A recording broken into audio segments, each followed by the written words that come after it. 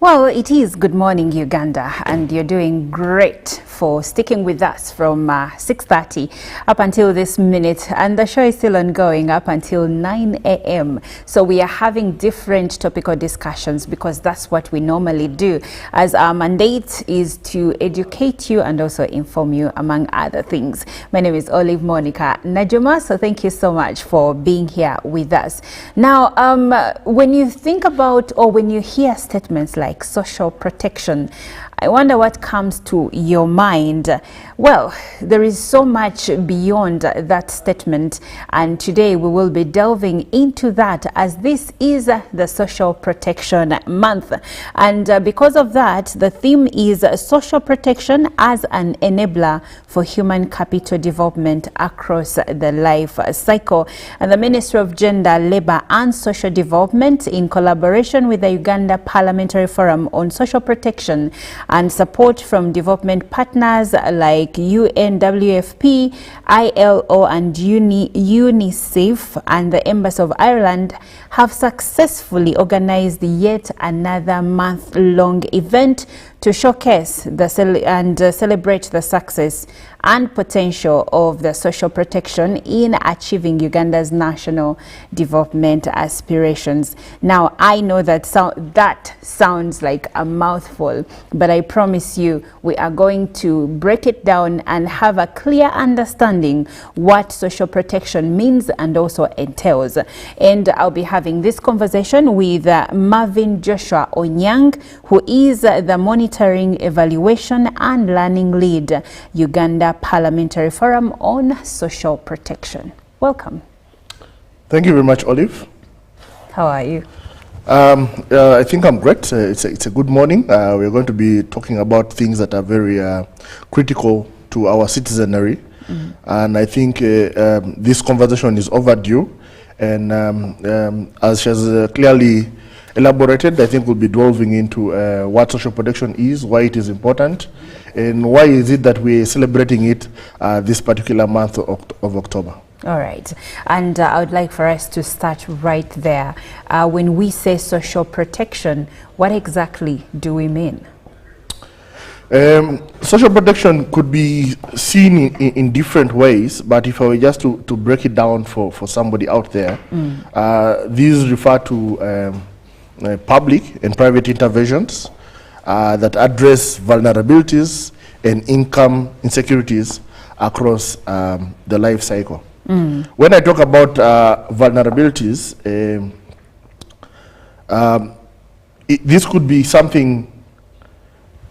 Many times when someone refers to vulnerability, all they think about is poverty, but vulnerabilities are beyond poverty. And when you look at social protection, we address issues, like I had stated, we address issues that deal with income insecurity, but we also have elements of social care where we have people who are unable to help themselves, and then they would need some form of extra support. This could be persons who are mentally ill, this could be persons who are disabled, and very many categories within that aisle of being unable to help themselves. Okay. Now let's look at the theme, and it goes social protection as an enabler for human capital development across the life cycle. Could you break down the concept and its relevance to Uganda's Vision 2040? Yes. First of all, looking at Uganda's Vision 2040, we look at having inclusive development through improving the socio-economic status of the citizenry.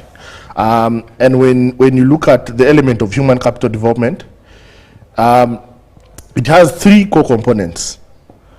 When you look at human capital, it's talking about the human being and how you can develop a human being to become a productive person in the future. So one of the critical elements when you look at a human being is the health. It is important that human beings are kept healthy, but also they are provided with the right sort of foods at the right time to ensure that their development is proper. I'll give you instances. In West Nile, we have very high levels of stunting. So what stunting means is that somebody's brain cannot function to the full capacity that it was built to. And this is usually as a result of the fact that they were not given the right foods at the right time, nutritious, dense foods when they were young that could help develop their brain. So you'll have instances where somebody goes into school and they are slightly slower than their colleagues. And so sometimes they will accord it to maybe the parents or the genetics. But many times it is as a result of not having been given nutritious dense foods that helped this person's brain to develop. So what that means is if this person's brain does not develop fully, even as they grow, there will be no changes. They will not be able to achieve their full potential, and therefore that will be a loss to the country. This is a person who could have been more impactful than they are. Secondly, when you talk about human capital development, you look at what is important to human beings is also education. It is important that somebody is educated so that they have the right form of skills to become productive. That's right. So that is the second component. It's important that at the element of education is also prioritized at a very early stage. We realize that if you look at the trajectory of the persons that join primary school and those that complete tertiary level, yes, the very high levels of dropout, and I think government has to put in more effort in trying to ensure that people are retained in school, because this is ideally a disservice to the government. And then now the third component, of course, would be social protection. There are people who are unable to afford the simple basics of life that allow them to live a dignified life. This could be as a result of being maybe socially poor, but it could also be as a result of being disabled. So social protection comes in a two-format way. One, to protect you from becoming poorer, but also to enable you become transformed into somebody who is productive and is able to contribute to the development of this country. So that's a threefold manner in which I would break down the element of human capital development and how it connects to our vision 2040 of achieving inclusive growth through socio-economic transformation. All right. Now we have an understanding. Now you can actually join this conversation. We are speaking matters social protection, and Joshua here has broken it down for us to understand what it entails. And of course, if you have any comments or questions, you can reach us. You can reach us through WhatsApp number 0709 602 592. You can also send a direct text message. Remember to include your name and where you're texting from. But Joshua, I would like for us to look at the current social protection landscape. In your perspective, since this is something you do every day, what are some of the key social protection programs in Uganda today, and how have they evolved over the years? So first of all, one of the key social protection programs that everybody refers to from time and time again is the Senior Citizens Grant, which is a program that provides a stipend of 25,000 to older persons who do not benefit from any form of pension from government. So this is really what you would, in ideal sense, refer to as the baby of social protection, and it is the most widely known program because it is nationally rolled out across all districts of Uganda. So this is the largest program. So if I may just give you an inception of that program started sometime around 2010. And at the time it was piloted by DFID, which is now FCDO. That was the British government, and they were covering only 15 districts. But from the dividends, when they saw the benefits within those 15 districts, other districts started demanding, because there is high demand for these programs. We have a very large category of persons. I think when you look at the statistics of Ugandans who are 60 years and above, who are referred to as older persons according to the Ugandan constitution, they are 1.5 million. And this program is even not adequate enough to address that. So government, in its national rollout, because it asserted that it did not have enough resources to meet the demands of the 1.5 million persons, decided that it will address older persons from the ages of 80 years and above. So when you look at that in numerical form, that translates to about 3,600 older persons. So those are the people that this program covers. But beyond that, we also have different programs. And as our theme states, we are trying to show how social protection addresses human capital development across the life cycle. Now, when you look at the life cycle, that means from conception, from the time you are conceived, not even born, from the time you are conceived. So you're in the womb? Yes. You're supposed to be protected from there? From the womb. Okay. To the tomb. So that is an internationally referenced terminology that whenever you're talking about a life cycle, you are protected from the time you are conceived to the time you exit. Die. Yes. So for the element of, we have a program that is covering persons who, from the time they are conceived to about 2 years and their mothers. So this program is called the Child Sensitive Social Protection Program, which is being implemented in West Nile.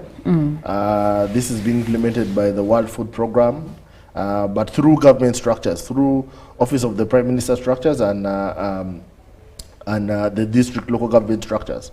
So this program provides cash and nutrition, as I had initially intimated, that it is important that children have the right nutrition for their brains to develop so that they can become productive human beings. But also, you realize that there are very high levels of income insecurity in West Nile. The demographics actually of West Nile are sort of similar to those of Karamoja, although they are not largely referenced. But initially, when this program was being started, assessments were done, and it was discovered that there were high levels of stunting and anemia. And the way to address that was to provide them with nutrition, but they also realized that these persons were poor. Many programs usually give a cash transfer, but it's hard to give a poor person money and tell them you just focus on the nutrition, and yet they have also other demands. Exactly. So it was important that these two emerged, that you ensure that this child is eating, but you're also protecting the mother and the family of the child from income insecurity. So that is one program in West Nile that addresses children within that category of conception to about 2 years. But also it's important that we address children, people also at the adolescent stage. So a program that I could give that addresses children in the adolescent stage is Girls Empowering Girls, which is being implemented within KCCA division. And it's actually being implemented by KCCA itself, which addresses teenage girls. They give teenage girls a stipend. They also provide them with the training and ensure that they stay in school. Then it's also important that you cover people during a phase when they are working. They could come across an accident during their working time. Yes. It's important that they have a fallback position. But also during that stage, it is important that it's important for you to know that retirement is not very far from you.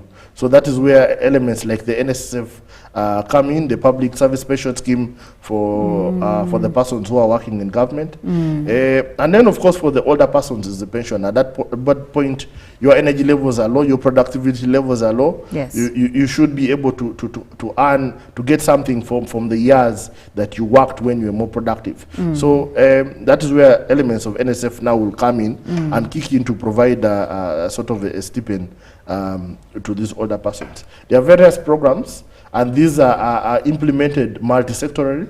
It is not just implemented by Ministry of Gender. You have social protection programs in the Office of the Prime Minister. You have social protection programs with the Ministry of Water. You have social protection programs with the Ministry of Agriculture, and also these partners that we have stipulated are also implementing different forms of programs that I could not list all of them right now. Okay, that actually gives me some encouragement, because at first, like you stated in the beginning, most of us know about the Senior Citizens Program. And without your explanation, the understanding was that's the only program. But now when you mention all these others, most of us are on NSSF, so we get to actually understand that these are programs that are put in place to actually protect us at one point or another. But now let's look at poverty levels, Joshua.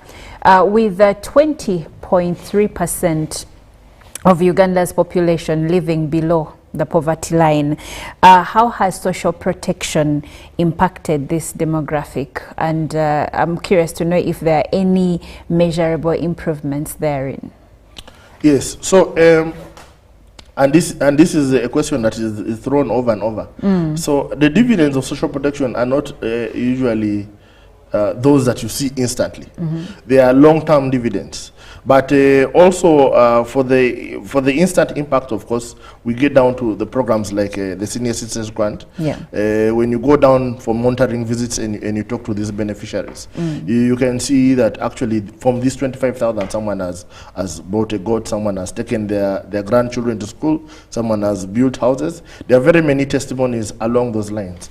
And what has been highly stated as one of the things that comes out is, one, their diet improves, but two, they are also able to treat themselves. There are very many ailments at that age. When someone becomes old, they are very vulnerable, and usually they do not have the resources to meet some of the out-of-pocket spending of health. But these programs come in as a bumper that they're able to afford the sort of health that they need, and they're able to acquire certain assets that will bring them out of poverty. So numerically, there are simulations that have been done, and in fact today an investment case on social protection will be presented that will show you how social protection is able to translate in bringing Uganda out as one of the tools to bring Uganda out of these very bad statistics on poverty. So it cannot be outrightly stated that this is the number, this is the percentage that social protection has affected at this point. But these simulations should be able to show our friends at who plan at the Ministry of Finance that this is what we shall achieve over this period of time when we invest, when we make this investment in social protection. Okay, we are speaking matters social protection, and you can join the conversation with a comment or a question to Joshua Onyang here. He is from the Uganda Parliamentary Forum on Social Protection, and he's the monitoring, evaluation and learning lead over there. So with any question, you can reach us on WhatsApp number 0709 602 592. You can also send a direct text message just in the event that you have a question or a comment. Now, Joshua, when we speak about youth and social protection, it's also noted, it's important to note that 78% of Uganda's population is under 30. And with that number, how do social protection policies protect and also address some of the issues that that demographic faces? So that is a demographic that can either work for you or work against you. Having those numbers means you have a population that is youthful, that is strong, that can be able to bring about development. But without having the right skills, without government investing in creating employment, this is also a disaster. You'll have very many persons who are unemployed, very many persons who are not having the right nutritious foods and are not operating optimally to bring about a development. So there are different ways in which social protection addresses. And sorry, just to interject, this demographic also, most of the issues they are facing are either education or employment or lack thereof. Yes. Yes. So the element, the education, is not entirely, if you look at the president's vision, these days he focuses more on these vocational skills. So the issue there is the populace has to be able to have skills that are relevant to the economy. If you look at our curriculum now, it is being readjusted. We have very many courses that are not impactful in terms of bringing development to the person, but also to the country at large. So right. It is important that at every stage we re-evaluate what changes are happening, what skills do people have to develop, and these various social protection programs also have components that ensure that these persons are skilled, these persons are protected, these persons are kept in school, like the Girls Empowering Girls program that I mentioned. It ensures that these girls actually are kept in school. They are, I think, given a stipend of 140,000 Ugandan shillings every 3 months that allows them to stay in school, but also to buy the basic necessities. So there are snippets of how it is that it ensures these girls stay in school, but also allows them to develop other vocational skills. Okay.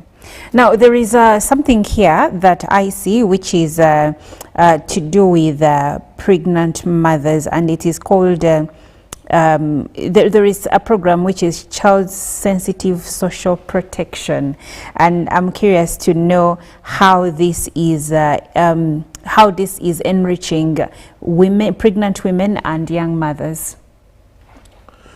So like I'd initially intimated, this program called the Child Sensitive Social Protection Program is being implemented in 8 refugee hosting districts of West Nile.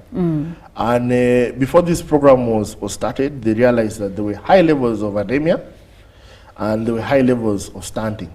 And all those are accorded to the nutrition that is given to children. Yes. So in order to address that, the World Food Program, with funding from CIDA, developed this program that provided cash. The cash is, I think, about 43,000 Uganda shillings per month for the mother and for the lactating mother and her child. And then there are different components to it. They have elements of backyard gardening, where they train them on how to grow the right crops so that they do not spend a lot of money buying them from the market. They also have components where they train them on how to save. So there is a 30% savings component. So this is a skill really that is supposed to help them when they come into hard times or when the program ends. So they have a 30% saving scheme, which is a form of graduation element. When the program ends, this 30% kicks in. How long does the program run? So this program has been running for 5 years, and it's actually coming to an end in December. But I think this month, the Social Protection Month, is meant to showcase some of the dividends from these programs. The lessons that we've learned from these programs, and also to show that there is demand for this sort of program in other places, as I'd initially stipulated that the demographics, for instance, of Karamoja are the same as those of West Nile. So it is important that even in Karamoja, a similar program of sorts is also implemented there to address similar issues of stunting and anemia. Okay. Now that this is the Social Protection Month, and there is an ongoing, an oncoming event at the Kampala Serena Hotel, please tell us more about the event. So, first of all, I'll start with laying out the Social Protection Month. The Social Protection Month was meant to showcase different social protection programs from which we are supposed to learn lessons that we can be transferred in implementing other programs in other places. So we're just taking stock on social protection, and we're bringing together, we've brought together different stakeholders. We've brought together the academia, we've brought together different ministries, departments and agencies, we've brought together different partners, and really what we informally also call the Social Protection Community of Practice is coming together. So this national dialogue really closes a plethora of activities that we've had across the month. We've had TV shows. I think social protection has been most pronounced in this month. We've had various TV shows at the national level, but also at the subnational level. We've had international visits. We recently had a visit to Pakistan to see how the social protection program is being implemented in Pakistan. Then we also have persons from Africa. We have visitors from Kenya and other places that are coming in to learn, but also to showcase how they are implementing the social protection programs, but to learn how it is that we are implementing ours. So this national level event is what we call the Social Protection National Dialogue, which is meant to conclude all those activities that have transpired across the month. And this event will be taking place at Serena Hotel today. And it's today? Yes, it's today, the 29th. Today, the 29th of October. Okay. And those who have been invited have it's received... an invite-only event. Yes, but we will also be streaming this on air. So the general public is also welcome to interest themselves in issues that are very close to their hearts in social protection. Okay. All right. So at the event, what the people that are attending, what should they look out for? So very importantly, one, they should look out for, first of all, just getting more understanding of what the social protection is and why it is important to everybody, and why it is important that we all demand for it, its adequacy, but also ensure that the financing for it is increased. Two is also to bring up the understanding of the question that you asked me of what impact does social protection have in terms of bringing persons out of poverty. So this will be explained in detail, because a social protection investment case will be made during this national dialogue. But three, they will also be showcasing the state of social protection report, which will showcase various social protection programs, how it is that they have been implemented, and the dividends. We will also have beneficiaries of these programs coming to give their testimonies of how these programs have affected their lives in a positive manner, and really see where improvements should be made, because not all these programs are perfect, but this will be a time also to showcase that these are the gaps that are in these programs, and how should they be addressed. Okay, and I know that some of the gaps therein are funding gaps, and I'm curious to know how those can be addressed. But Joshua, our time is fast spent. Thank you so much for taking the time to educate us and make us understand the importance of social protection and what it actually means. You're welcome.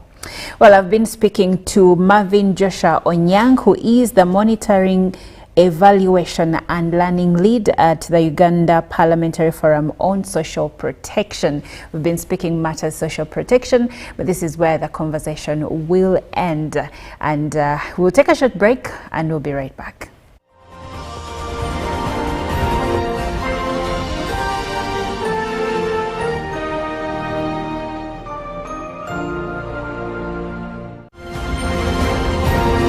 Live from UBC Studios in Kampala, this is Good Morning Uganda. Pick of the day on UBC.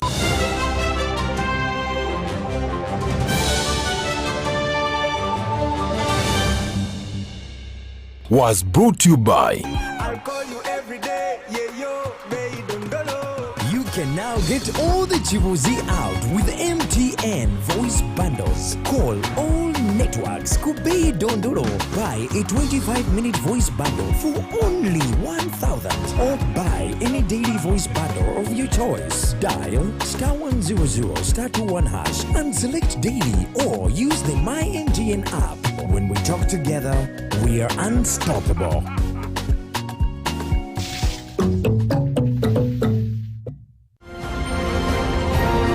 Live from UBC Studios in Kampala, this is Good Morning Uganda.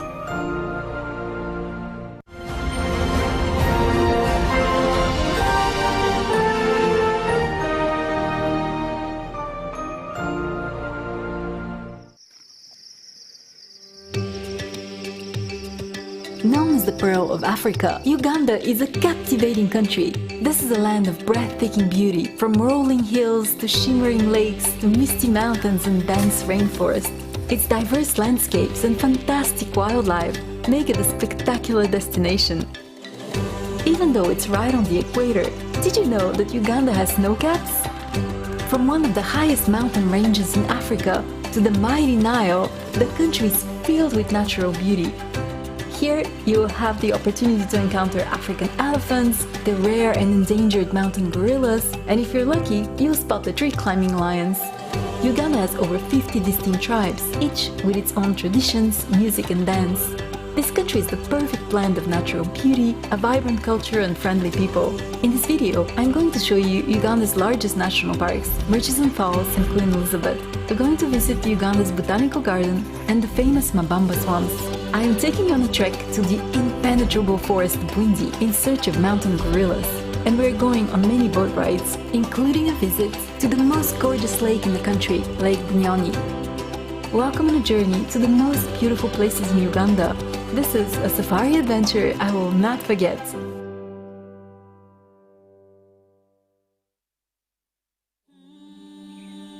Our first morning in Uganda, we woke up to the sound of the birds in a tiny neighborhood in Entebbe. Entebbe is a small city of around 70,000 people located on the shores of Lake Victoria. This is where the only international airport in Uganda is located. Our first visit this morning, we are going on a boat ride on Lake Victoria. Then we will transfer to smaller boats and enter the Mabamba swamps.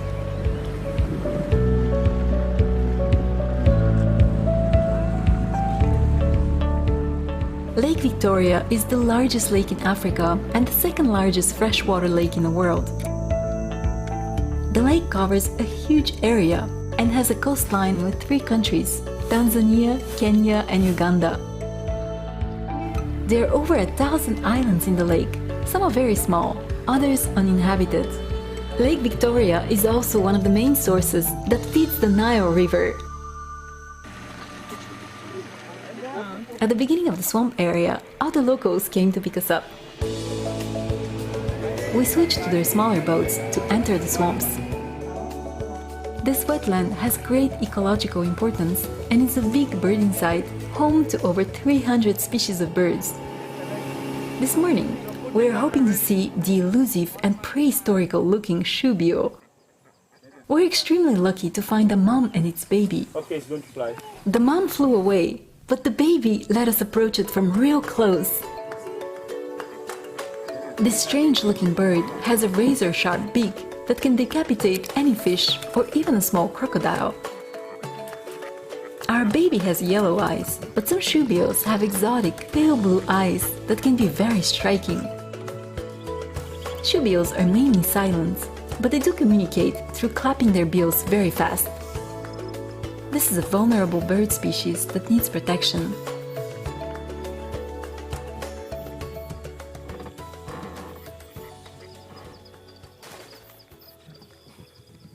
Navigating through the narrow waterways, the tranquility of the swamp is enchanting. We were surrounded by tall papyrus and gorgeous lilies.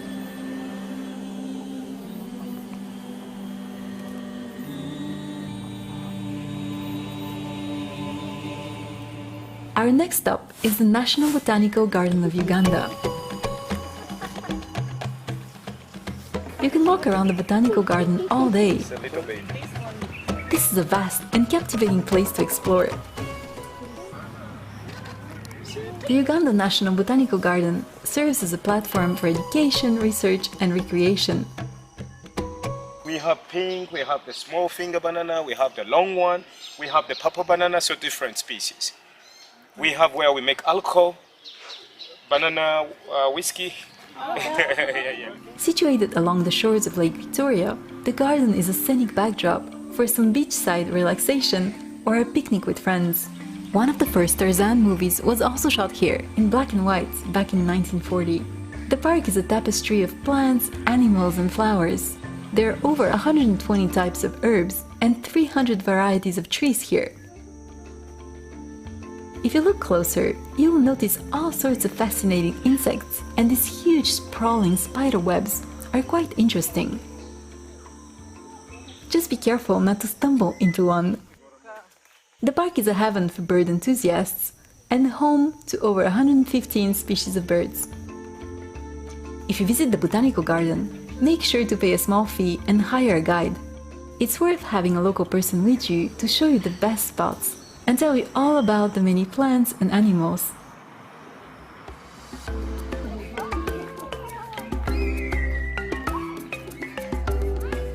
Later that afternoon, we walked through the neighborhood surrounding our hotel. Walking on the streets of Uganda is safe, and people are very friendly. It was nice to be able to witness the daily lives of the locals. And we got to try some sweet baked yams.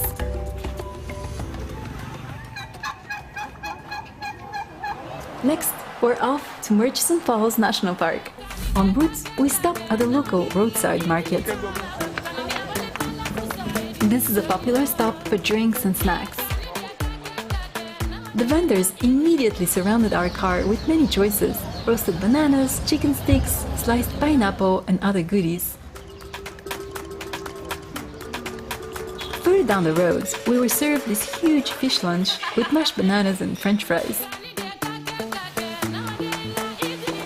We traveled all day on the beautiful country roads. Driving in Uganda is on the left, and there are roads and a few highways linking most of the country.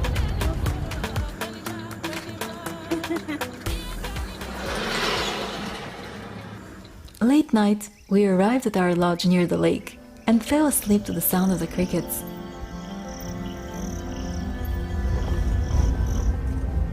Early morning, we headed to the park. Good morning once again. I want to welcome you to Murchison Falls National Park. Murchison Falls National Park is a stunning nature reserve renowned for its diverse and captivating landscapes. The park covers over 3,800 square kilometers, or about 1,500 square miles. This is the largest and one of the oldest protected wildlife areas in Uganda. The park borders Lake Albert. Murchison Falls is one of Uganda's most popular destinations. The park is absolutely gorgeous. Many types of antelopes roam in the prairies. We saw many of Jackson's hartebeests, the Fasa water bugs, and Uganda cobs. Elephants are thriving here. Many herds were crisscrossing the park. It's so sweet to see the baby elephants wedged in the middle of the herd, guided by their elders. The park also holds the largest global population of road-tailed giraffes. About 3/4 of the world's population lives here. It's an amazing feeling when you see a giraffe in the wild, in front of you for the very first time. What a fascinating animal! We saw so many giraffes in the park, and we got to see them from real close.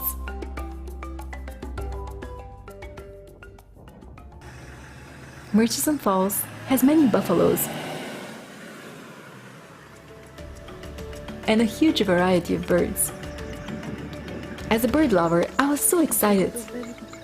With over 450 species of birds recorded within the park, you'll be surrounded by birds.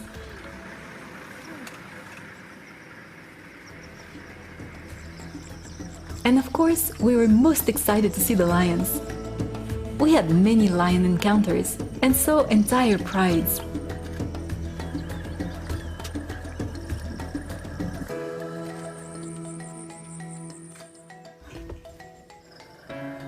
And we were also extremely lucky to see a leopard and its baby. They crossed the road right in front of our vehicle one early morning. Needless to say,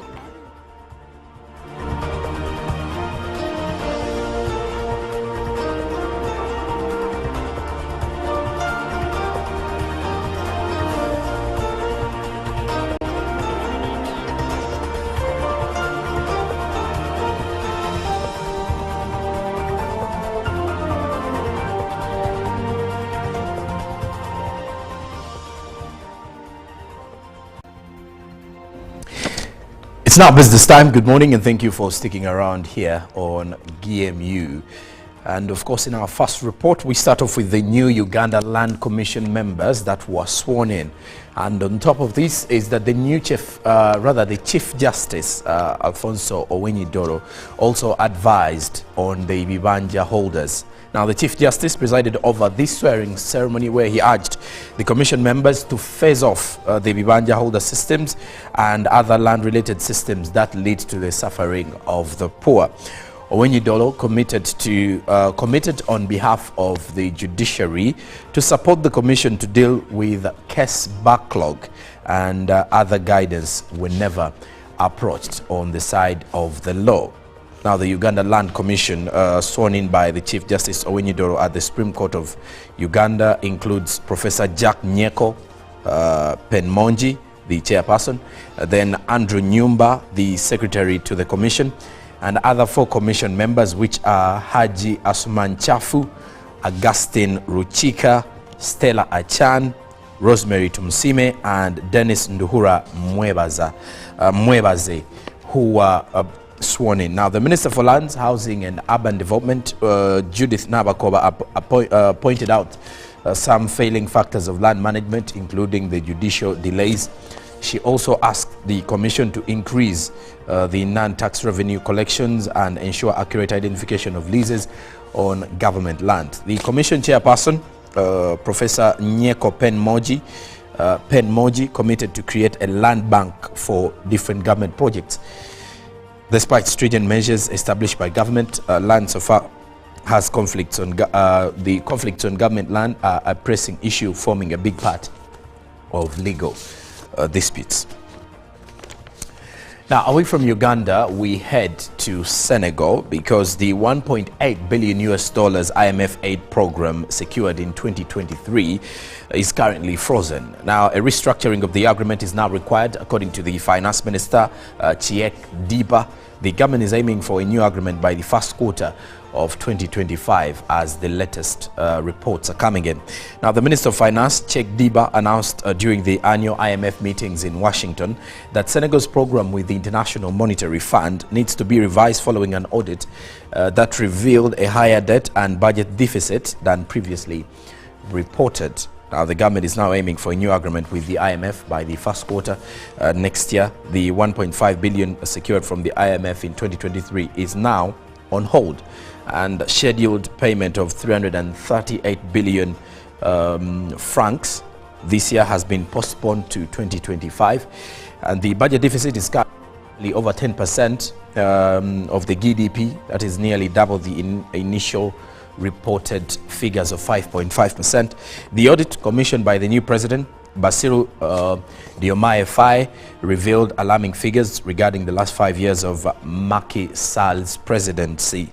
Now, the debt to GDP ratio at the end of 2023 is exceeding 80%, and this is compared to the previously announced 73%. And according to the auditors' findings confirmed by an independent IMF review, also reveal the same. Now, additionally, the government has initiated a review of contracts in the natural resources sector. This review comes as Senegal is set to become a significant producer of oil and gas. The 4.8 billion GTA liquefied natural gas project led by BP and Cosmos Energy is expected to commence this year, while the Sangoma oil development, operated by Woodside Energy, has been in production since June. Now, these projects are anticipated to boost the country's economy, which is projected to grow at 6% this year and over 10% come 2025.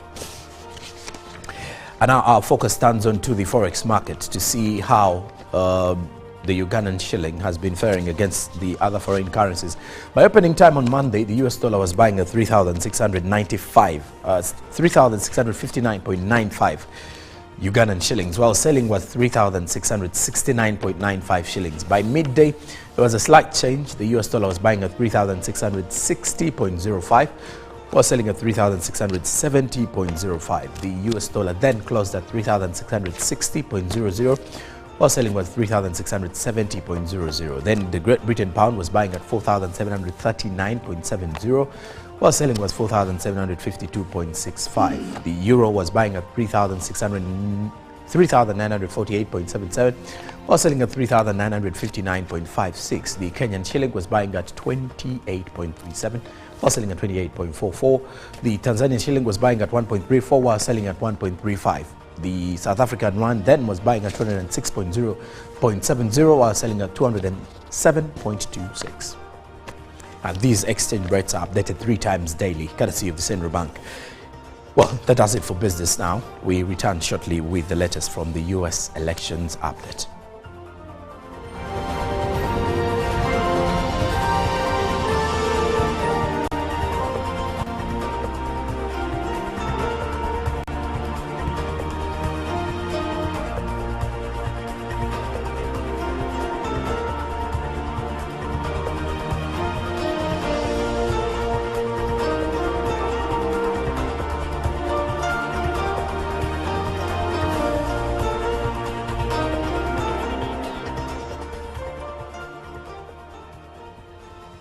Well, on the 5th of October, the 5th of November, history will have to be rewritten in the United States as the country will be heading to the polls to choose their next leader. Now, Vice President Kamala Harris and former President Donald Trump remain locked in a dead heat in the national battleground state polls that continue to, as their teams continue to rally for votes and more. Now, earlier on today, in one of our press review releases this morning from the Daily Monitor, from the foreign perspective, it revealed that some of the Americans want the Electoral College abolished. Now, in our update this morning, we turn our focus onto the Electoral College. What is it all about? Now, as laid out in Article 2 of the United States Constitution, the President of the United States is elected by the Electoral College, not the popular vote. And under the system, each state is allocated a number of electoral votes determined by the size of its congregational delegation. The states with the largest number of electoral votes include California, 54, and Texas, with 40. Now, experts reveal that the founders debated who should be trusted to choose the nation's leaders, with some urging Congress or state legislatures or to decide, and others advocating for a more democratic vote. Now, let's look at how the electors work. To win the presidential election, a candidate needs to capture 270 of the 538 total electoral votes. Now, many states have a winner-takes-it-all approach, meaning that whichever candidate wins the most votes statewide receives all its electoral votes. Now, 2 states, however, split their electoral votes. Nebraska allocates 3 of its 5 electoral votes by district, and Maine allocates 2 of its 4 votes by district. Now, the electors are usually selected by the state's political parties, while the Constitution doesn't bind electors to vote for the winner of the popular vote in their state. Now, many legislatures have their laws in place to prevent an elector from rogue or what's called a faithless elector. Now, for example, in 2020, some Republican allies of Trump tried to submit fake slates of electors to Congress to undermine President Joe Biden's victory. Now, several people were prosecuted for their role in this particular scheme. Now, why is it so crucial to this election? Polls ahead of election day show a rather thin race between Harris and Trump, and it will likely also come down to just a handful of swing states. Now, for example, states like Arizona, Georgia, Michigan, Nevada, North Carolina, Pennsylvania, and Wisconsin, and some of those states were decided by just 10,000 to 20,000 votes in 2020, and the margins are also expected to be just as close in 2024. Now, Pennsylvania is considered crucial to the outcome of the race, as it boasts most electoral votes, 19 of any of the battlegrounds. Now, the states cemented President Joe Biden's victory in 2020, flipping blue after going red for Trump in 2016. If Harris wins Pennsylvania along with Michigan, Wisconsin, and a single electoral vote in Nebraska, all of which Biden won in 2020, she would reach 270 electoral votes, even if she were to lose the remaining 4 swing states, meaning she becomes president. Now, if Trump wins Pennsylvania and holds all the states he won in 2020, he would need to also flip Georgia to win this year's election. Now, what if there is an electoral college tie, one may ask.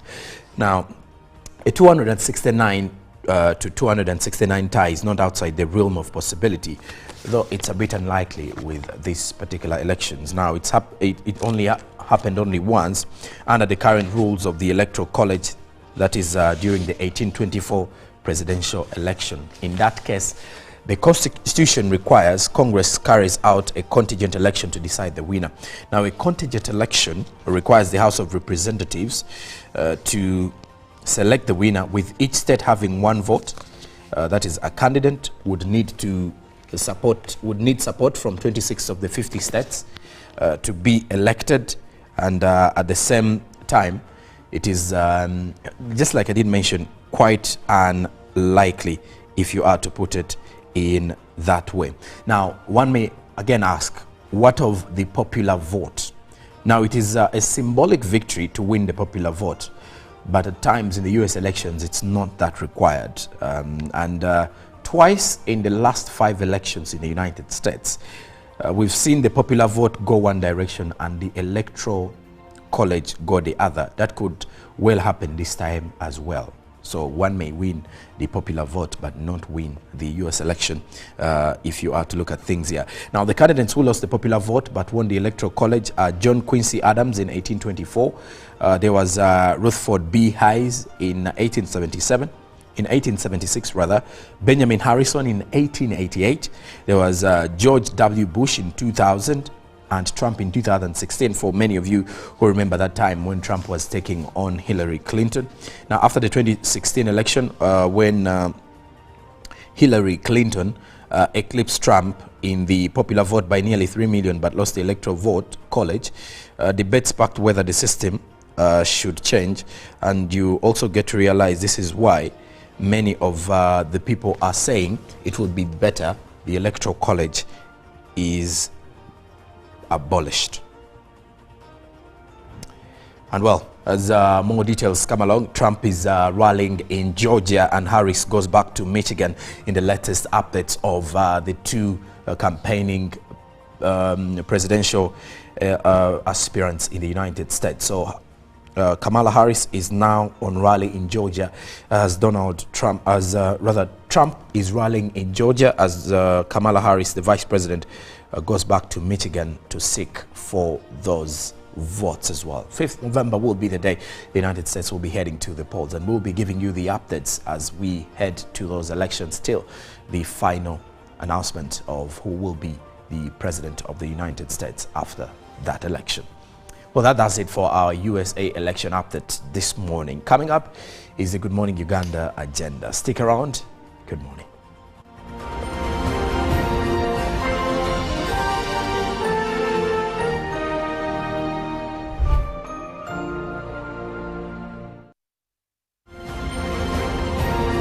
Live from UBC Studios in Kampala, this is Good Morning Uganda. In a nation hungry for truth, a world where every story matters, there exists a beacon of trust and reliability. For decades, they've been our voice and our window to the world, holding the mirror of our history. With 4 TV stations and 11 radio channels spanning 27 languages, they stand as guardians of information, defenders of truth.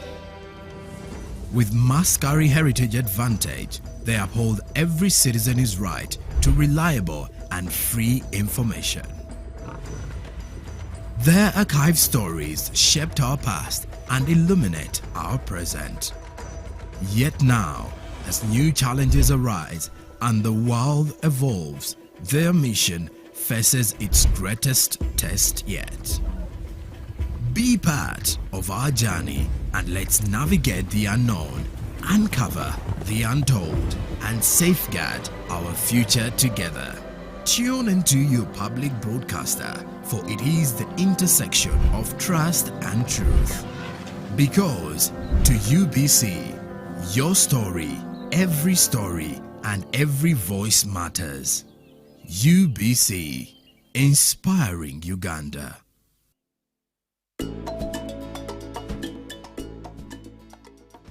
Improving eyesight involves adopting healthy habits and practices that support overall eye health.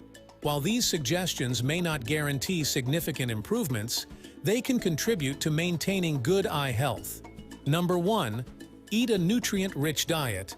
Consume foods rich in vitamins A, C, and E, as well as minerals like zinc and copper. These nutrients support eye health and may help prevent age-related vision problems. Foods like carrots, spinach, kale, and fish are beneficial. Number 2.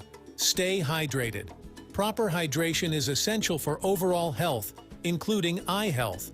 Drink an adequate amount of water each day. Number 3. Protect your eyes from UV rays. Wear sunglasses that block UV rays to protect your eyes from harmful sun exposure. Prolonged UV exposure can contribute to cataracts and other eye issues. Number 4. Follow the 20-20-20 rule. To reduce eye strain from prolonged screen time, follow the 20-20-20 rule. Every 20 minutes, look at something 20 feet away for at least 20 seconds. Number 5. Maintain a healthy lifestyle. Regular exercise, not smoking, and maintaining a healthy weight are factors that contribute to overall well-being, including eye health. Number 6. Get adequate sleep. Ensure you get enough quality sleep, as lack of sleep can contribute to eye fatigue and strain. Number 7. Limit screen time. Reduce prolonged exposure to digital screens. If you work on a computer, take regular breaks to rest your eyes. Number 8. Quit smoking. Smoking is linked to an increased risk of age-related macular degeneration and cataracts. Quitting smoking can improve overall eye health. Number 9. Manage stress. Chronic stress can contribute to eye strain. Practice stress management techniques such as meditation, yoga, or deep breathing exercises. Number 10. Regular eye exams. Schedule regular eye exams with an eye care professional. Regular checkups can help detect any issues early on. Number 11. Stay hygienic. Practice good hygiene to prevent eye infections. Avoid touching your eyes with unwashed hands. Number 12. Use proper lighting. Ensure adequate and comfortable lighting when reading or working to reduce eye strain. It's important to note that while these practices support eye health, they may not reverse existing vision problems. If you experience significant changes in your vision or have concerns about your eyesight, consult with an eye care professional for a thorough examination and appropriate advice. This program is produced by Sani Productions, powered by UBC TV, inspiring Uganda.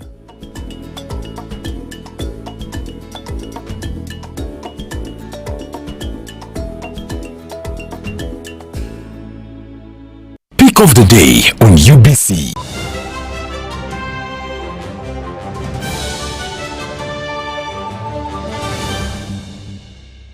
Was brought to you by I'll call you every day, yeah, yo, baby, don't know. You can now get all the Chibuzi out with MTN voice bundles. Call all networks Kubei Dondoro. Buy a 25-minute voice bundle for only 1,000 or buy any daily voice bundle of your choice. Dial *100*21# and select daily or use the My MTN app. When we talk together, we are unstoppable.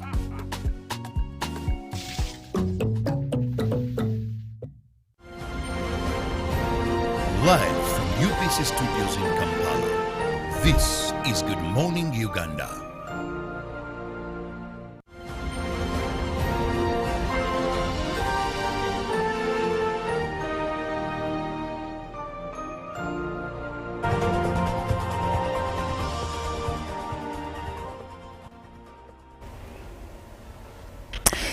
Well, thank you for sticking with us. I'm Olive Monica Najoma, and you are watching Good Morning Uganda. Now, we always have reports in the news indicating traffic offences and also accidents that occur on our roads. And reports indicate that a report at least from 2021 shows that more than 10 lives are lost to road crashes daily on Uganda's roads. And one of the main causes of road accidents, as per this report, is overspeeding, which is reported to most of the time being the main cause of road accidents in Uganda.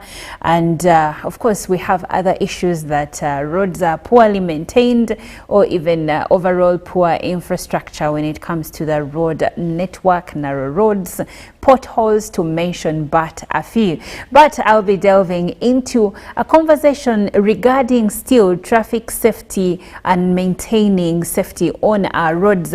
But this is mainly about managing incidents on the roads in our country. And I'll be speaking to Tamale Wilson, who is the Managing Director, Country View Driving School, located in Nakulabi. Good morning and welcome. Thank you very much for having me here. My name is Tamale Wilson.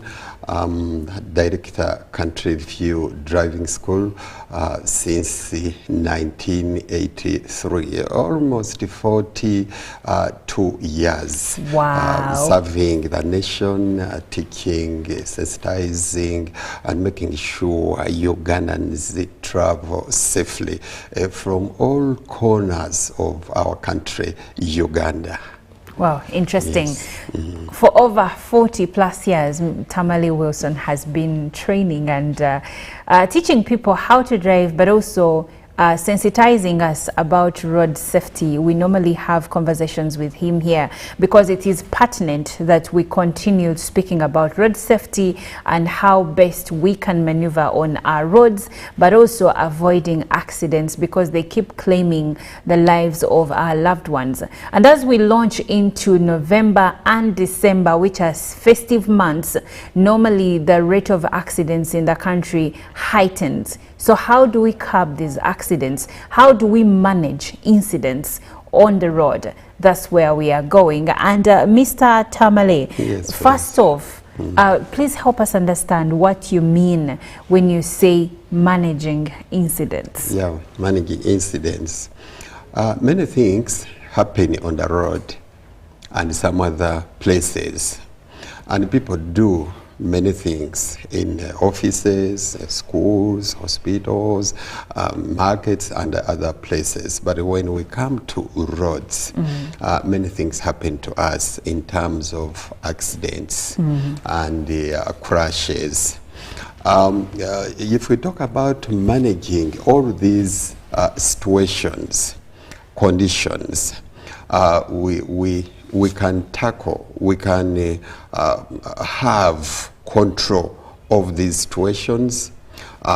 Might be from change of weather, bad roads, maybe rush hours, and people who are not competent, some people who are aggressive, and some people who don't consider and settle or concentrate on their driving. So the way you can catch the situations before they turn into kind of carnage or accidents to harm people, to kill people. That's what we mean by handling and making sure that you manage incidents. Things can happen abruptly. Some of them can be potential. And you can have such a time to react and make sure you save people. Be fully in control of the situation at that time. Is it a built-up area? Is it a rainy condition? Is it dusty or smoky, fogged? all of those things you have to be aware that I have to handle and make sure I save lives of people according to my training or according to the way I see and according to my attitude. Okay. Yes. Now, among the incidents, you did mention something that I find very pertinent. You mentioned incidents like fog. Yeah. And built-up environments. Yes. Let's start there. With the built-up environments, I'll give you an example of, let's say, some of the good road network we have here. When you drive along Lugogo bypass, that's a built environment, but also with a very good road in there. Or Acacia Avenue, you're going to also John Baviha, that side, or Yusufulule. And oftentimes you're going to see people racing because the roads are clear, there are no potholes. So when people are driving in these environments, how are they supposed to manage incidents if they occur? And the other question is on the fog. Like this morning, there was a fog like I've never seen before. Yes. Yes. But also, I think we wouldn't need such roads to be, because most of the roads are being made and maybe being repaired. We wouldn't expect people to misbehave, to drive recklessly, to make sure they don't consider others. But I think since we have now good roads, all of being made, we can't allow you stay in such rough roads. Surface is bad, many corners, many humps, and such bad places. We should enjoy, because we are enjoying good roads. We should be very early at our jobs and actually do whatever we do and then come back safely. But at this time, when such a situation happens, people try to misbehave instead of handling situations which could bring life, save life to others, save money, and also save time. We would think that at such a places, driving is following rules and laws. So it could be okay, somebody to be friendly to one another, because most of the people on the roads, they have different agendas. They come from different places. Some of them don't know one another. I don't need to know you. I don't need to know any other person. Everybody going to his own problems or business and the agendas. So, but we have one thing which bounds us together. That means rules, laws, and always guidance and regulations. If somebody comes to such a place and you know that maybe before I came to this road, I was trained somewhere, I know what I'm doing. I know what I'm doing by skill. I know what I'm doing, and I know where I'm going. I know where I'm learning to. So always make sure that I have to drive safely, and I have to reserve the lives of some people, and I know that I have to behave. I have to use the language of the road and make sure everybody I interact with is going to be safe. Yeah. Okay. And how about when you're driving in the fog? How do you manage incidents therein? Because some of the accidents that have been reported, like at the beginning of this year, I remember there was an accident that happened with a Jaguar bus that was coming from Rwanda. And it is noted that there was fog and the driver didn't have clear visibility. Yes. Yes. There are different places which you can come across during your journey. You have to think when to start that vehicle, during the time you are on the road, and before you reach your destination. You have to think that you will find many different things on the road.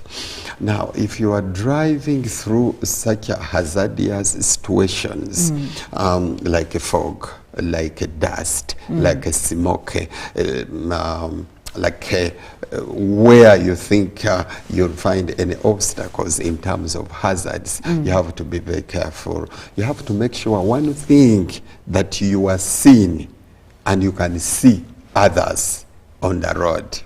So if you move to such a places, and as you see on our screen, the situations we see, like such a dense, smoke from a burning vehicle, there you lose vision.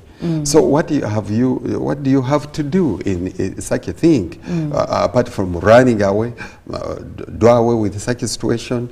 But you have to use some motor vehicle accessories to make sure you are seen by others. Like which put on like your parking lights. We call them hazard lights, indicators also as well. Put on headlamps. They can be dipped, because if you are going through a smoky part of the road or fog, you don't need full lights, which will bounce back, and then you will not be penetrating through the fog and that dust or smoke. So if you're not using full lights, what are you supposed to use? You use a dipped light. Okay. That is a dim light. That also has to be used when you are moving in big cities or cities which have traffic lights. Always put on dipped light. Put on a full light when you are off-road, say on highways and such things. So you have to make sure that everybody you see through that kind of situation can be able, you can save that person. So you can also use other things like look what people, even a code of dressing is done, because now such a people who are putting off that fire, you see how they are dressing. They have reflectors. Yeah, they have reflectors everywhere. Everybody can see them. So in such situations, make sure you reduce your speed. Reduce your speed completely. It will be like when you are on a highway in rainy season at night, if the speed allocated at such a place, make it halfway. So if you're driving on the express, and it's 80 kilometers per hour, but it's raining, it's even night, you drive at 40. At 40. Okay.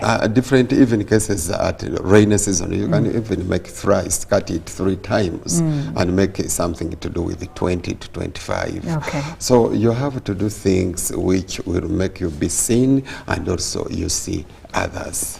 Okay, now the footage before was over the incident that happened in Chigogwa, and there was a fuel tanker that overturned and later on caught fire. And this is not a secluded incident. Incidents of this nature have happened many times within the country, but you even see them happening in other places. I think a few months ago it happened in Nigeria and several people died. But here it's reported that over 26 people have already died from this incident. So when an incident of this nature happens, a tanker overturns, how are we supposed to manage this incident? One, as let's say if we are travelers, if we are let's say in a vehicle behind the one that has overturned, or if we are people within the environment where the vehicle has overturned. No fire has started yet, but to safeguard ourselves, how do we manage? Yes, that's a good question. Or if we talk, even as we said, our topic is managing incidents. Always you have to make sure that you as a driver or road user, you know very well what is going to happen. I'm saying that because people say, accident happen. Accidents, you can't call them, but already driver, you know what is happening to your vehicle. You have been checking your vehicle. You have to know that my vehicle is in good condition. Myself, I'm fit and well to use the road. I know I have made a plan, a trip plan for my journey.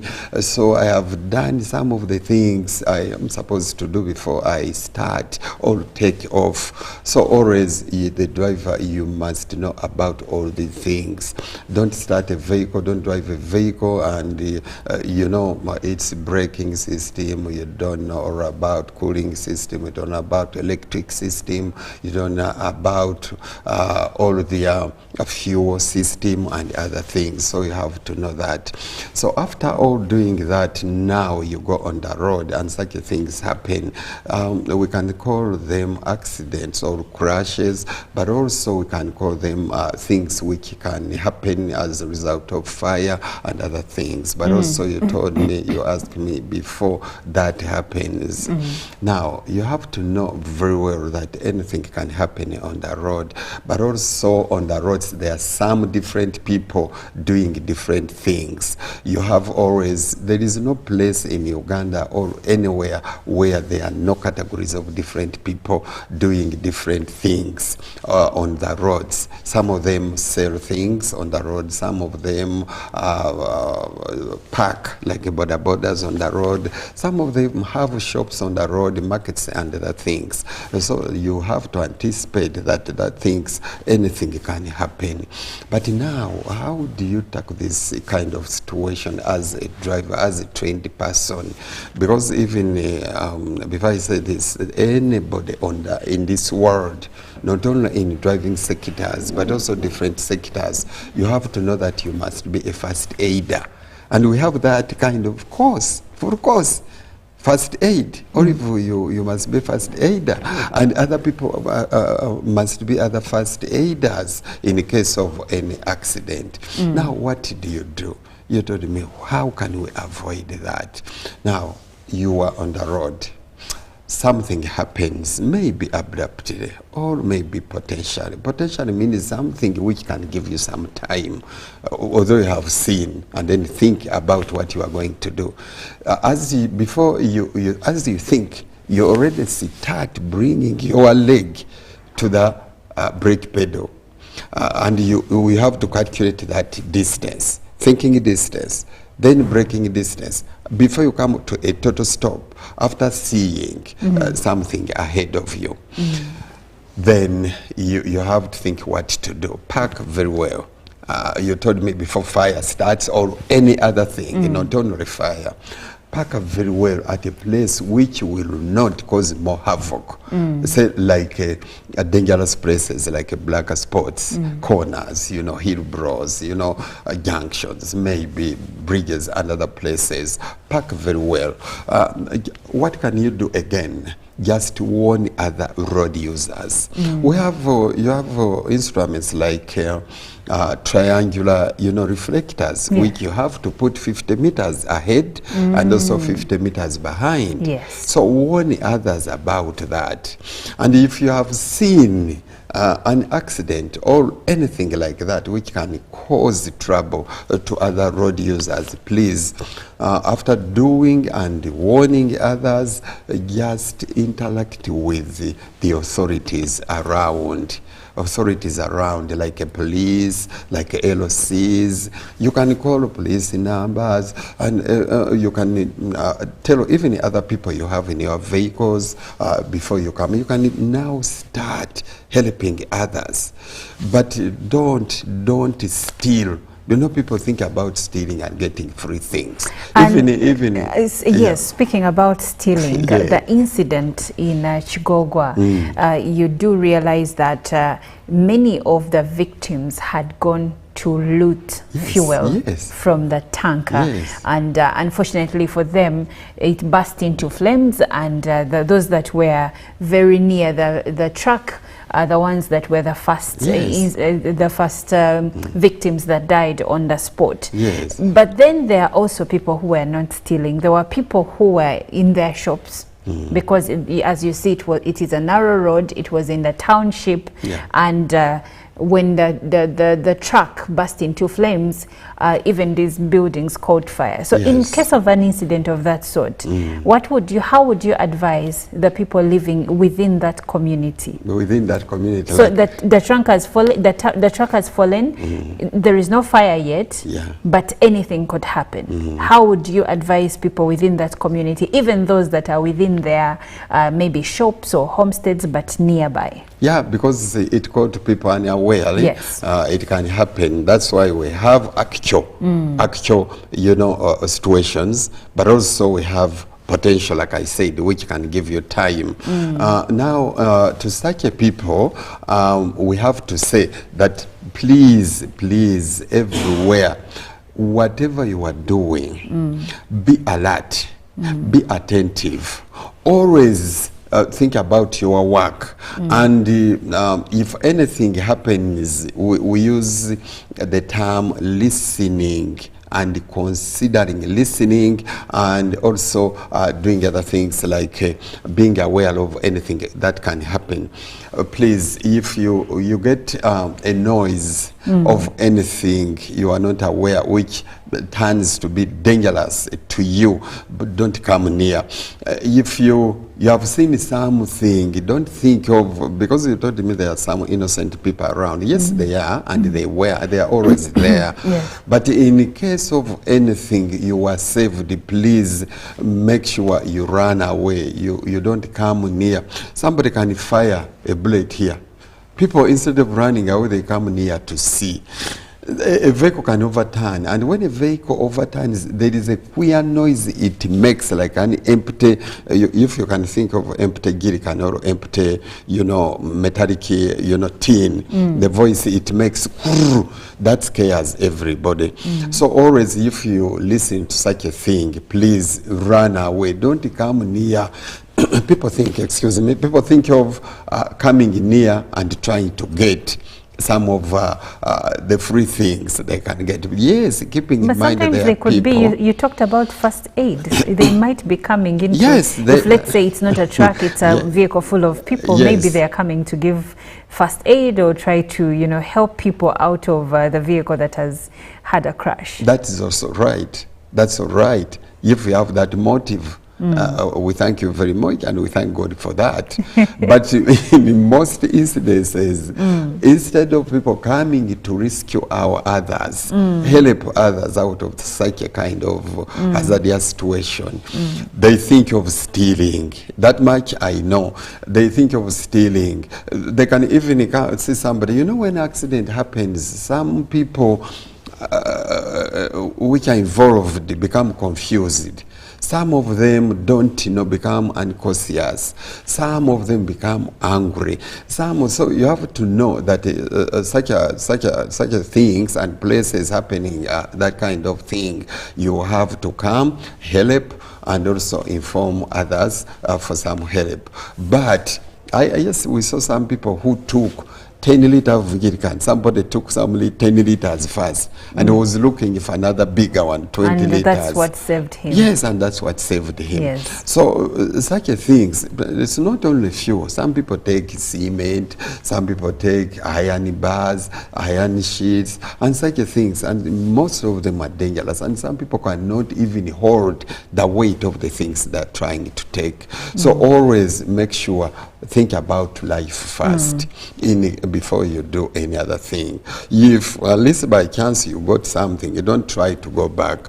Even if we give advice to some people, if fire has started, we talked before it starts, and we told you what to do in order to save the situation. But if anything happens, a house or a story building collapses, fire starts, don't look behind. Please, if possible, pull away the lives of people, small children, mothers and other people who are in the house, if time allows. But if it is fire, sometimes it might not allow, give you time. Please run away for your lives. In houses, that's why we put also fire exits and other, things within which can make people die. So always try to run away fast. Don't look behind. Even you have millions and millions of money, the only precious thing we can think of is life. If you have time to save your child, some of the children, your wife, your husband, the husband was tired, maybe drunk, the children are sleeping. If you are able to do that, but also think about your life. In my language we say, echeka ngo tekimanya muzira. That's true. Means somebody can can run and then maybe come Remember back. later that I Remember have later children. if time allows. So always save lives first. Don't think about assets. You can buy others, and then you, even if I wouldn't have said this, maybe I leave it, because even if this is a program, even if they are children, try to save the children you can. But if you can't, there's nothing much you can do, You know, just to save your life. You know, Mr. Tamale, that's a hard one, especially for parents. But Very much, it's very yeah, vital very much, advice, yeah. though I don't know, for many would take the risk. But anyway, let's go back to cars. Yeah. Now, in the event of an accident, Yes. the car has broken down, or we are at the scene of the crash. What are some of the basically what should we do to ensure that maybe the broken car cannot be used, or it can be used again in the event of a crash? Yes. So before anything happens as a result of a crash or accident, please make sure you take precautions. We have already told you, and we have already seen that if anything happens abruptly, anything, a vehicle overturns, or you get a breakdown, a flat tire, anything has broken within your vehicle, maybe it can be within the suspension or within the inside of your vehicle or outside of your vehicle, please make sure that you do the things, you do some things which will save others. Okay, if you get a breakdown, we have already told you and made you do something to warn others. Please do that. But also at the same time, you have to make sure that at such a places where you are, it can be, for example, let me give you an example of a breakdown resulting in a flat tire, and you have to jack the vehicle. You have to do some 10 things. Park very well on a flat ground. Park very well and make sure you will be able to jack that vehicle, not on an ascent or a descent. If you remove after warning others with the warning devices we told you, you can always get out the instruments you use to raise the vehicle, to unscrew the vehicle, and such things. So make sure you take actions which will alert, sensitize everybody of the situation. So don't just be there and look at the things, but also you have to secure some of the people you have within, and also the cargo you have within your vehicle. Don't go away from your vehicle. Don't go away. There is an incident whereby somebody runs out of fuel. You are in a lonely place, 2 kilometers away from fuel stations. What can you do? You are alone. Now, the only thing you can do is to have people like border borders to get fuel for you. You don't have to run away, to move away from your vehicle. Otherwise, other people can come and steal the things you have on the board, harm the people you have on the board, and also maybe damage your vehicle. But also there is an incident where you can say, okay, border, can you get me about maybe 5 liters? But will he come back? And they you don't come know back. him, There are yes. incidents of that nature that happen to you. Mr. Tamale, Yes. there is also an incident that claimed the life of a businessman, Aponye. And it is reported that his driver didn't see a truck that had broken down ahead of them. It was at night, and the truck driver hadn't put anything to indicate that a car had broken down, and because of that, they ran into it. Unfortunately, a life of a person that was very pivotal to our economy was lost. But now, bringing that incident into focus, there are many instances of that nature. So in the event that a car breaks down at night in a secluded area, what is the driver of that car truck supposed to do to alert other road users that this car has broken down in the night? In the night, yes. Somebody comes across a parked vehicle for decades. It can be maybe a night or something like that. You have to make sure that we give you some advice during the night, how to cut speed and other things, change behaviors at that make your eyes see very well such a places. You have to, let us start with the drivers driving those vehicles. You drivers, why you get a breakdown on the road in a very dangerous place and you stay there? Get a lot of help. Police is all around. Some authorities are all around. Make sure you call, you get people for help to remove that vehicle completely from the road, if that situation allows or condition allows. Always show something reflective to make sure that people see that there is something there. I gave you an example last time we came here. A young man was driving a vehicle, and that vehicle got stuck on the way. It was a trailer, big truck, carrying eucalyptus trees. And you know, this young man, he died. On his vehicle, I will never forget the writing. On his vehicle, he had written, "Follow me if you can."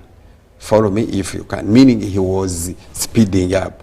But later on, he entered a vehicle carrying those kind of bars, and he crashed, ran into them. He was in a smaller car. Yes, a smaller and car. Ran into a yes, trailer. and he was like a muchomo on that kind of iron bar truck penetrated. Yes. But you know, sometimes, you know, our attitude, some of the things we do, just follow our actions. So don't do things. We have even vehicles making a lot of noise, a lot of like Subarus and other things. All the time you have to drive like that everywhere, you know, scaring everywhere, you know, trying to not to make everybody comfortable. So always put things which will make somebody be seen. And when, please, you come to such situations, driving at night is very dangerous maneuver, also during rainy season. And other thing is hazards we have already seen. Always make sure the only medicine is cutting speed, having very good vision, putting things to alert others, and make sure you save people's lives. And after doing that, then waiting on other vehicles coming. Also, this is also in the highway code. Some people don't know the language spoken on the road. They leave alone signs and other things, but you have to know that now I'm following a truck, or I'm driving during rain or fog or such situations. Now, what can I do? If I have seen something, let me give a chance for somebody, the owner of the road, who has right of way to pass, and then I maneuver my way. But the most important thing here, you make sure that you can see something, somebody can see you. But also, let's talk about code of dressing. In case you are not inviting fire and you are not sure which clothes you are going to put on for that day, but also you people, we have already said, be seen, put on reflecting, you know, clothes at night or during rainy season, carry a torch. Somebody coming in the night. Some people driving or ride motorcycles and, you know, riding bicycles. They are dark and very small to be seen by other motorists or classes of vehicles. So always carry something. Some people who are driving or riding bicycles and motorcycles, please put their things which will reflect and make you be seen. Even during that day, put on your light full time. bicycles always must have a headlamp all the time. So always make sure you are seen. So when you you come to such a places, excuse me, you will make sure that you will keep people's lives safe and following the signs, the signals, the language, the warnings. We have signs which orders, we have signs which guide us, and also signs on posts and also on the ground called road signs markings. All right, we are speaking matters road safety, and a key point is managing incidents. How do we manage incidents that may occur on the road? We could be passengers, we could be drivers, we could be pedestrians. How do we manage incidents and avert danger? Now I have views coming through, and Biamugisha Ashraf says, good morning, we are watching. Thank you so much for watching. And then I have another comment coming through from Bwambale Enos in Kasanda town. He says, thanks for inviting the driving instructor who has spoken all to the viewers. I encourage all road users to follow regulations keenly. Allow me wish success to all teachers and pupils preparing to sit for PLE 2024. Special success to Mumbere Emma Asimwa of Kamaiba Primary School, Kasese, pupils at Bwera Church Primary School, Kasese, Chitali Chibi Primary School, Kasese, and Ponde Primary School, Bwera. That is from Enos in Kasanda. Now, Big M says, good morning. Ochan Emmanuel from Gulu City. Most the emphasis and pressure should be put on driving schools. Most of the accidents are due to poor driving. Majority of the drivers might have not learned driving fully, but they were given permits, and some might have not learned at all with even no permit. Thank you for the show. And Nai from Ginger says, according to roads in Uganda, okay, she's trying to say that roads in Uganda are not good. And Muhimbira Benon says, good morning. Such heavy trucks, I think, should, he says, okay, Muhimbira Benon says, good morning, UBC. Such heavy trucks, I think, should be using the road I think he's saying should, okay, he says they should be using the road at night so that no congestion is caused. However, everyone should be responsible to solve Uganda's problems in everyone's capacity regarding road use. For example, it should be a responsibility for everyone to control accidents. Regarding the issue of Chigogwa, not for now, only such tragedies have been happening. Ugandans should be responsible and avoid greed for quick things because it can lead to wrong decisions and negative effects. If such happen, everyone should disappear than risking for wealth and die.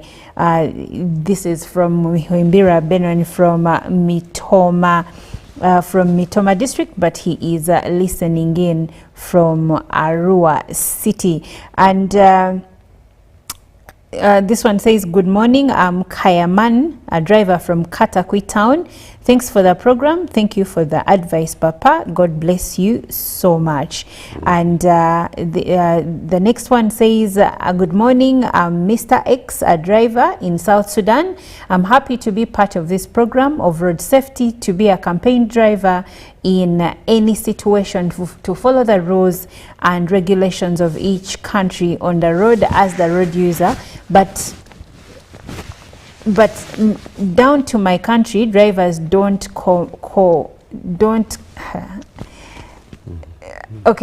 drivers do not control each other. We have bad roads in South Sudan, but he says, I'm happy to have this refreshing morning driving knowledge. Stop use of any drugs.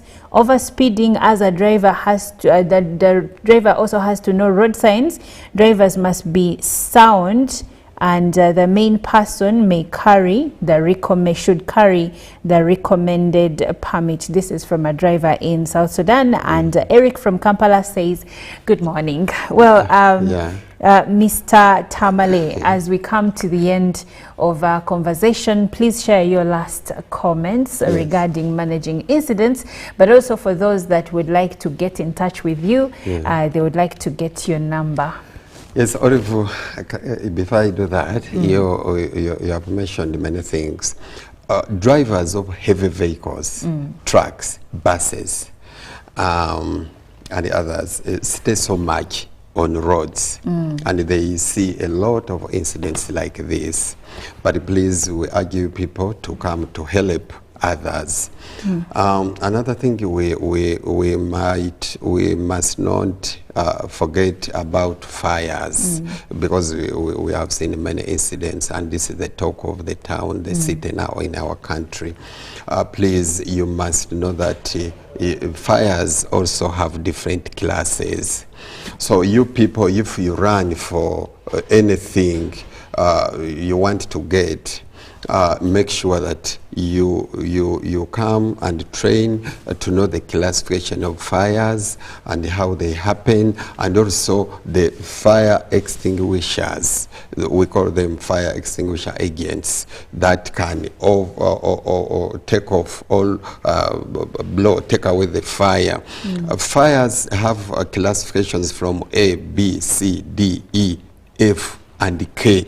All of those, when we come back, Oliver, we shall talk about them. Yes. So you have fire extinguishers, which are really needed not only on roads, on all in the vehicles. Every vehicle must have a fire extinguisher, but also the places, our offices, hospitals, schools, we must have fire extinguishers to extinguish the class of fire that has happened. Okay. Now Mr. Tamale, there I see comments here where people are asking for the contact address and your number. Yes, please. My name's Tamara Wilson. As they said, Nakulabye, since as headquarters, we are in Kitevi, we are in Mubende, and other places of our country.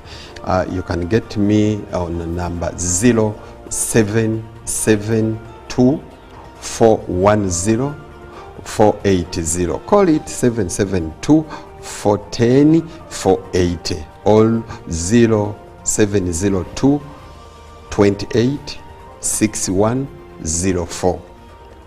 www.countryview.driving-school.ug is the website. Well, thank you so much, Mr. Tamale. It's always a pleasure having you educate us on road safety and how to maneuver and curb danger. But the conversation will end here. I see more comments coming through. Unfortunately, I won't be able to share them. But thank you so much for being a part of the program. Now, Ruben Pima will be joining us to share sports updates.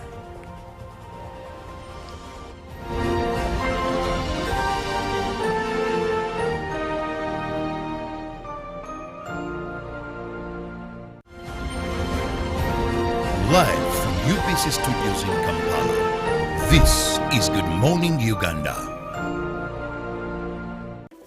In a nation hungry for truth, a world where every story matters, there exists a beacon of trust and reliability.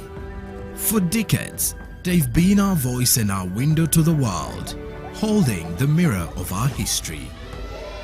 With 4 TV stations and 11 radio channels spanning 27 languages, they stand as guardians of information, defenders of truth.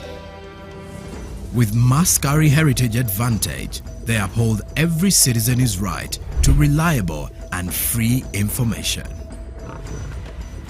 Their archived stories shaped our past and illuminate our present. Yet now, as new challenges arise and the world evolves,